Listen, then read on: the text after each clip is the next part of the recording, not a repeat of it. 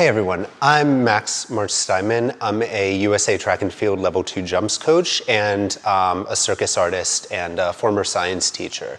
I'm here today to talk a little bit about plyometrics and some of the myths and misconceptions that we might have, and as well as some of the interventions that you can use on some of your athletes to help fix maybe some issues that they're having.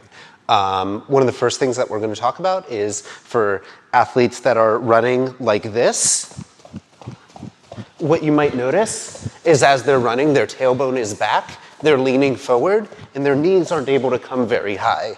They're also tracing their ankle up their opposite leg, and this is all in a way that kind of takes away a lot of their power. They're putting a lot of energy kind of nowhere as they're moving.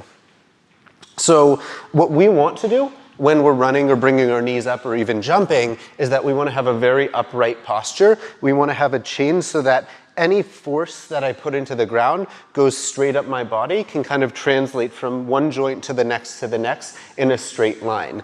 If I'm braking at the hips and I put some force into the ground, a lot of that energy is going to be absorbed by my joints and it's going to end up stopping wherever I'm braking. So if I'm braking at my hips as I'm running, a lot of that energy is getting absorbed by my hip joint or by my knee joint, and that can cause some pain in the end. Plus, your athletes aren't going to be able to jump as high or move as well.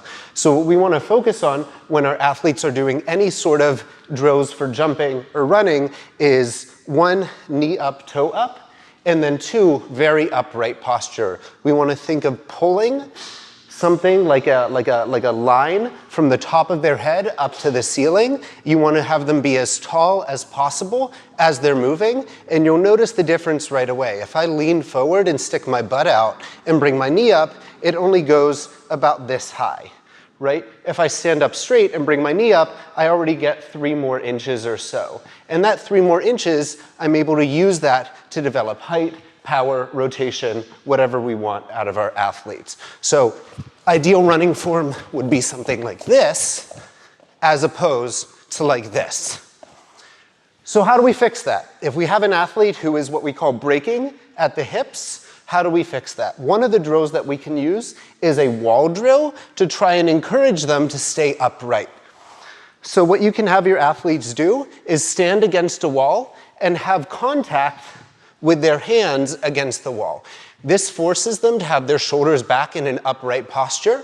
So now if they try to lift their knees, it's very hard for them to bend over because their butt is going to push them off the wall. So you want to give them a cue to make them make sure that their butt isn't touching the wall, that they're standing up straight, and that their arms are leaning on the wall. From here, you can have them raise their legs and train this pathway of bringing the leg up in front of them, and then they can slowly speed this up over time. And that should, over time, fix that issue. Another thing that you can do for athletes that are breaking at the hips is you can use something called a boss drill. So what we can do is take a stick. We can take a stick and encourage our athletes to hold it overhead, standing as tall as possible. And from here, raising their legs.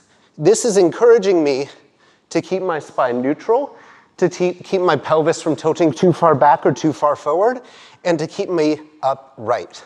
So now, if I'm running, it's a lot harder to break at the hips because that weight is going to end up pulling the athlete down.